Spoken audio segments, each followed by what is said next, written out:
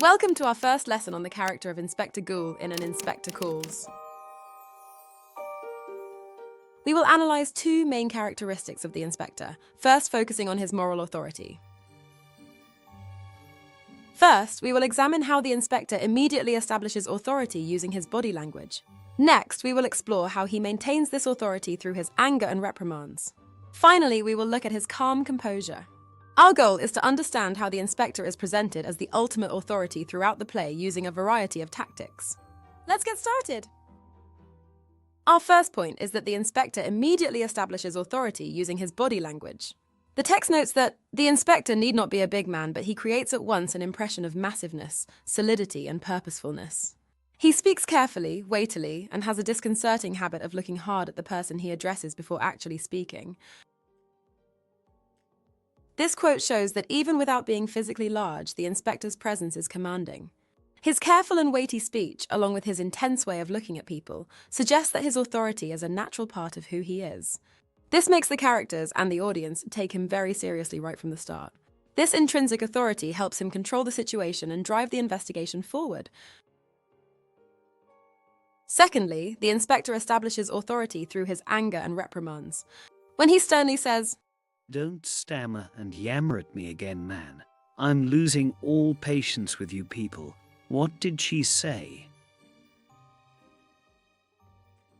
Here, the inspector's authority is reinforced rather than lost during his moments of anger like the other characters in the play. His stern tone and direct reprimands make it clear that he is in control of the situation. Even when challenged by the Burlings, the inspector does not waver. Instead, he becomes more commanding.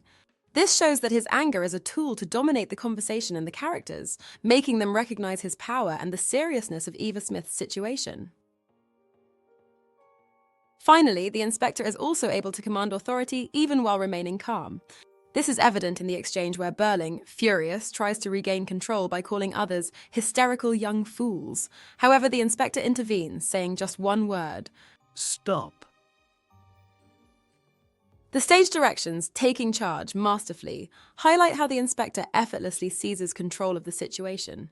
He then calmly instructs everyone to listen, summarizing the tragedy and emphasizing their collective guilt.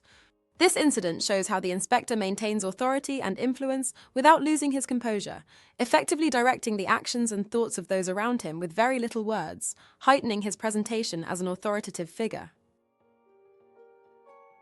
And that brings us to the end of today's lesson. We explored the character of Inspector Goole in An Inspector Calls and how he establishes and maintains his foreboding authority. We examined how the inspector's commanding presence and purposeful body language immediately assert his dominance. We then analysed how his stern reprimands and controlled anger further reinforce his authority, ensuring the characters recognise the seriousness of the situation. Finally, we looked at how the inspector's calm yet masterful interventions allow him to maintain control effortlessly.